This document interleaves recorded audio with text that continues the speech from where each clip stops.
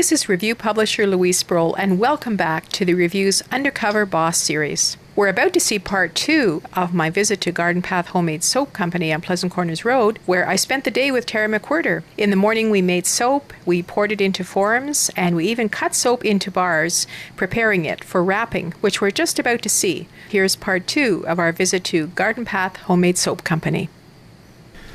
All right, so we're gonna wrap our Bose beer soap. Yes. And so we've got these little stickies here, and you just stick one at the top, and then you just peel the backing off of it.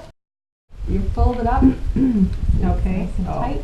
Now flip it over so that we're looking at the clean side? Yeah, the nice side. Okay.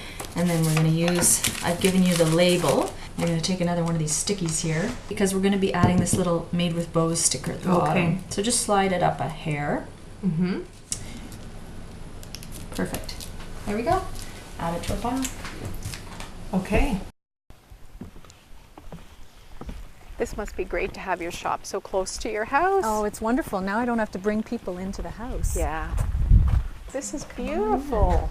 It's so nice and warm in here. It's a bit cold outside. It is. So here we are with our wrapped cozy. soap, and I can't believe all the soap you have in here. So we're going to head over. I'll show you where we're going to put this. This Okay. is the beer soap for Bose beer. Mm-hmm. So I've got their bottle here. Okay.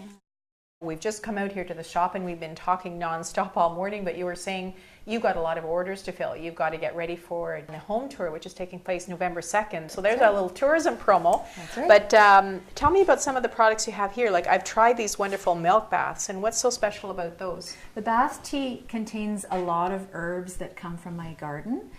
There are 4 different types based on what you want them for. Some are to help promote sleep, and they contain things like hops, lavender, and chamomile. The base of the 4 bath teas are all the same, with powdered milk and oatmeal and things like that. So they're a nice treat, nice gift as well. And going back, you can also see this has become a huge product. Yeah, this was the one that you said came about by happenstance. Yeah, my laundry soap, and you can see it does separate. Sometimes it has some clumps, but it's totally biodegradable, all natural laundry soap made with my grated soap, borax, washing soda, and essential oils. And I have to say, I'm an advocate of it because I use it, and it smells good, and your clothes come out clean, and it is a fresh, it just feels fresh, the clothing that you wash in there. It's just a really nice product to use. And you were telling me earlier about this was a Christmas present that you got. Yeah, an old washing machine, which ties in with our old farm here that we're on as well. So I store my laundry soap in there. Yeah, that's really nice. And then we've got the lip balm, which is an all-natural lip balm made with beeswax and beeswax, almond oil, and vitamin E. Eventually the beeswax will be from our bees, which will be nice once our bees are producing enough. And also this new product, which was the foot balm. I think these are the cutest things. You just look in there and it's just looking so homemade and so good, and they just pop right out like that. The other thing I wanted to point out is I do try to cut down on packaging. So once someone buys my tin, which is very portable, which you can keep in your purse or whatever, once you buy the tin, you don't have to buy another tin. You just buy a refill. So you can see how the refill is sold. Right. And you were saying that you would use this and then put it on your feet at night and then put socks on and kind of let it do its work. So that particular one is for your feet. This particular one here is for your hands. This one's unscented. That one contains a scent. So I like to have a lot of variety because not everybody likes the same things. Right. And you've got shaving cream. Is that another new thing? I haven't seen that before. That's fairly new. That's an all-natural shaving cream. A lot of shaving creams that you'd find commercially have things added to create foam, to keep them together, to add scent. So there's a lot of chemicals in regular shaving cream. This actually doesn't foam like many shaving creams do. It's more like a cream.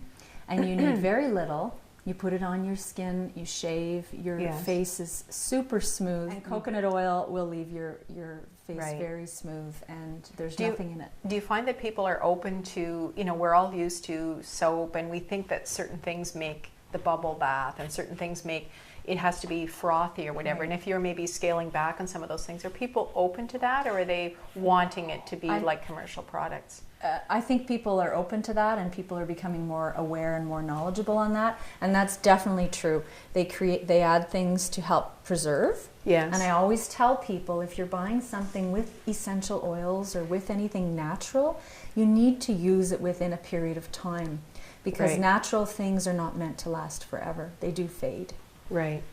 So definitely people are more open to that. And so how many different kinds of soaps do you have in here at any one time? I have over 40 varieties of bar soaps. So you can see there's everything from a dog soap, which is an all-natural product for dogs, because like people, many dogs are starting to have skin conditions, reactions to chemicals. And then some are fragrance, some are essential oils. Here's our coffee soap that we made this morning. That's right. That's what it will eventually look like. Here's our blueberry oatmeal we made this morning. Mm-hmm. And then I do have a new line of soaps that are specifically for skin conditions. And the naturopathic doctor in Vankleek Hill actually prescribes my soap. Oh. So I have a soap for acne, a soap for psoriasis, a soap for rosacea, that's a facial soap. Right. And on top of it, I have a couple of other facial bars. Isn't that wonderful? Depending on what type of skin you have. And you have baby soap too? I have a baby soap that has no scent, all natural ingredients. And I also wanted to point out, I do have seasonal soaps. So right now, pumpkin spice is the seasonal one. But I will have 4 different types coming out for Christmas. I have spring scents and summer scents as well. And will you have the Christmas ones here for the Christmas home tour? I will. All right, that's November 2nd.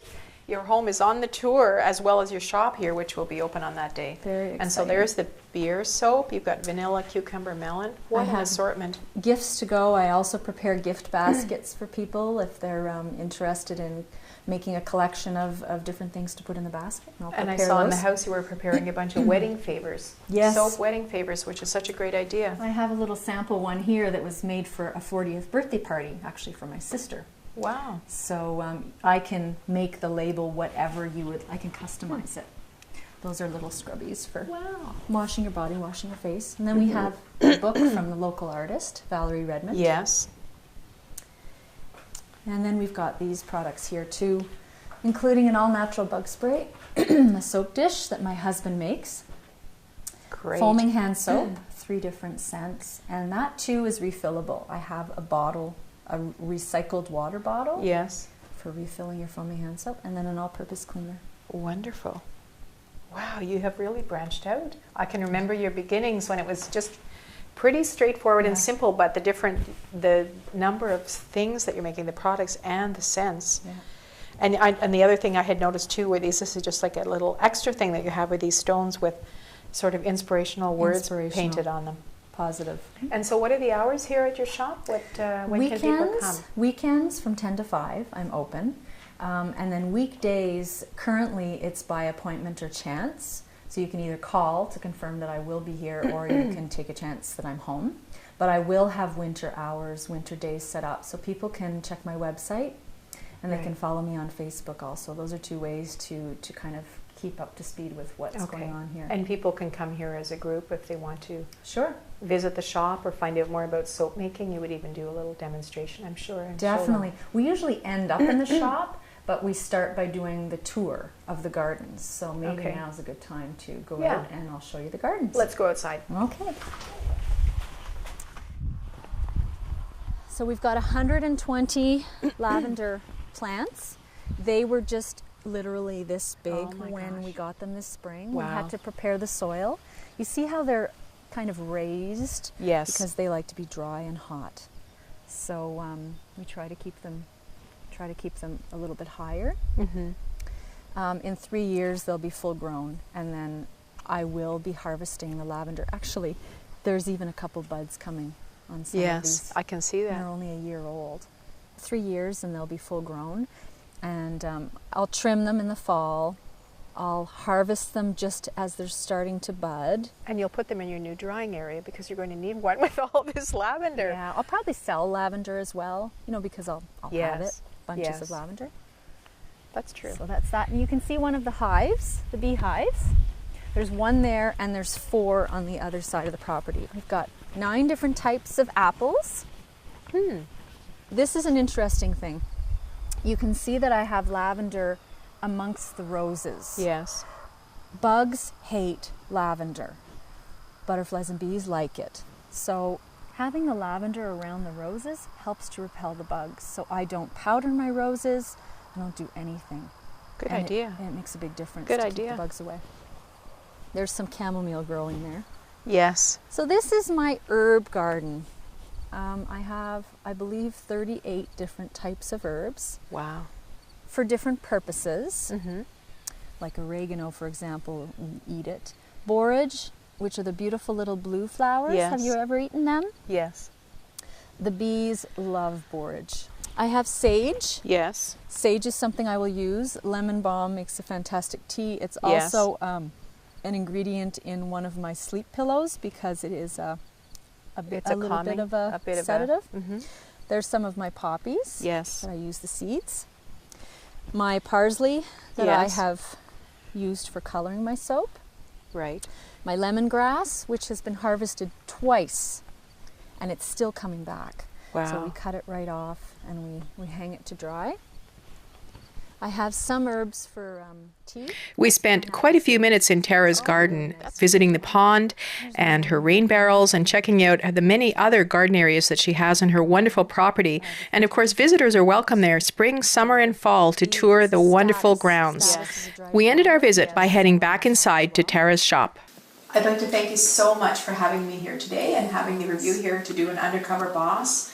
And it's a very special experience to sort of walk out of the hustle and bustle and come here and find out more about the age-old art of soap making, and also to see how sustainable and local you are trying to be. And I hope you have lots of visitors. On November 2nd, you can come and see inside Tara's home, which will be decorated for Christmas on November 2nd, and you can also make a stop to the soap shop, which is where we are here at Garden Path Soaps, 284 Pleasant Corners Road. And thank you, Tara. Thank you, It's been Louise. great. It's been fun. Okay, Great.